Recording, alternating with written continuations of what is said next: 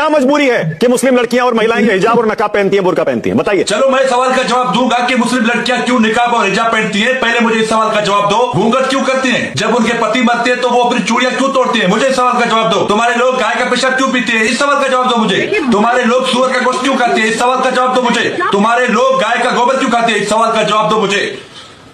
बड़े सवाल उठा रहे हो ना इस्लाम पर, मुस्लिम ऊपर बड़े सवाल उठा रहे हो। तुम्हारी औकात नहीं है, तुम्हारी औकात नहीं है जो मुस्लिम ऊपर इस्लाम पर सवाल उठाओ। पर्दा करना गैरतमंद लोगों की निशानी। चलो गैरत तो तुम में है नहीं, तुम तो हो नंगे लोग। नंगे लोग, नंगा होने में जो तुम्हें मजा आता है वो कपड़ों में और पर्दे में कहा है? तुम लोग कहते हो कि जब हम नंगा होकर घूम रहे हैं, हम नंगा होकर चल रहे हैं सड़कों पर, तो मुस्लिम भी ऐसे ही हमारी तरह नंगा होकर हमसे घुल मिल जाए। नहीं, ऐसा नहीं हो सकता। जिसके ज़बान पर कलमा है ना, उसमें गैरत होगी और वो तुम्हारे रक्षे कदम पर नहीं चलेगा, मरते दम तक नहीं चलेगा। हमारे यहाँ हिंदू है, हमने कभी किसी हिंदू से सवाल उठाया? कभी पाकिस्तान में कभी भी किसी हिंदू को टॉर्चर किया गया कि तुम्हारी औरतें क्यों घूंघट करती हैं? हम उनकी माँ बहनों को अपनी माँ बहन समझते हैं। हमने कभी ये नहीं सवाल उठाया कि तुम्हारी औरतें घूंघट क्यों करती हैं। सवाल हमारे पास भी बहुत है। तुम बुर्के पर सवाल उठाते हो, हिजाब पर सवाल उठाते हो, हलाला पे सवाल उठाते हो। वो हमारा मजहब है, हमें मिला है इस्लाम, हम खुशकिस्मत हैं। तो इस्लाम के असूल है, हम उन असूलों पर चल रहे हैं। तुम्हारी हैसियत तो औकात नहीं है जो इस्लाम के बारे में, पर्दे के बारे में, बुर्के के बारे में, हमारी माँ बहनों के बारे में